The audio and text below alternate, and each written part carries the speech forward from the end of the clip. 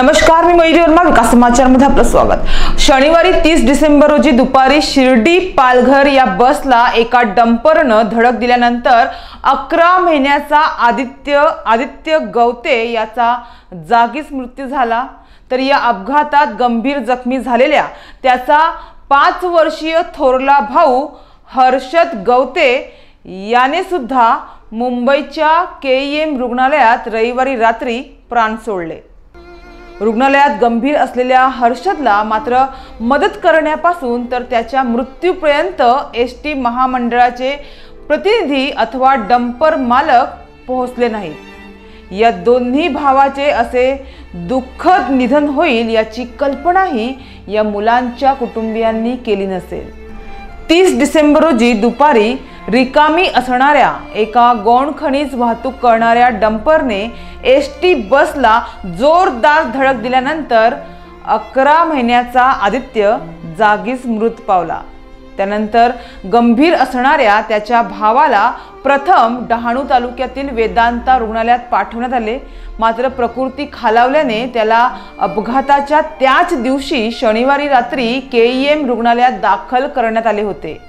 मात्र माहितीनुसार उपचारादरम्यान औषध आणण्यासाठी गवते कुटुंबियांकडे पुरेसा पैसा उपलब्ध नव्हता।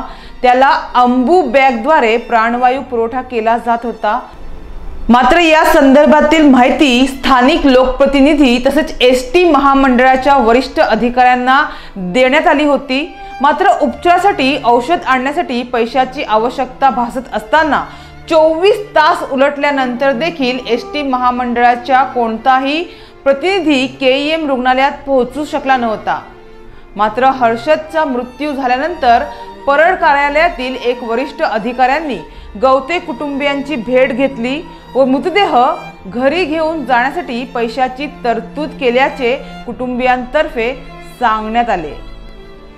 तर दुर्दैव असं की या अपघातात जखमी असलेले या दोन्ही चिमुकल्यांचे वडील हनुमंत गवते यांनी आपल्या लहान मुलावर जव्हार झाप चिंचवाडी येथे अंत्यसंस्कार केल्यानंतर रविवारी सायंकाळी उशिरा ते KEM रुग्णालयात आपल्या थोरल्या मुलाला भेटण्यासाठी गेले होते। मात्र त्याच दरम्यान रात्री 9:30च्या सुमारास हर्षदनेही आपले प्राण सोडले।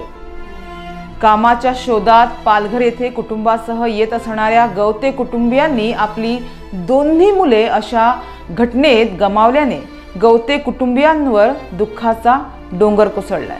मात्र इतका मोठा अपघात घडल्यानंतर देखील विविध रुग्णालयात दाखल असलेल्या जखमींना मदत करण्यासाठी कोणताही निधी डंपर मालकाने दिला नसल्याची माहिती पुढे आली आहे।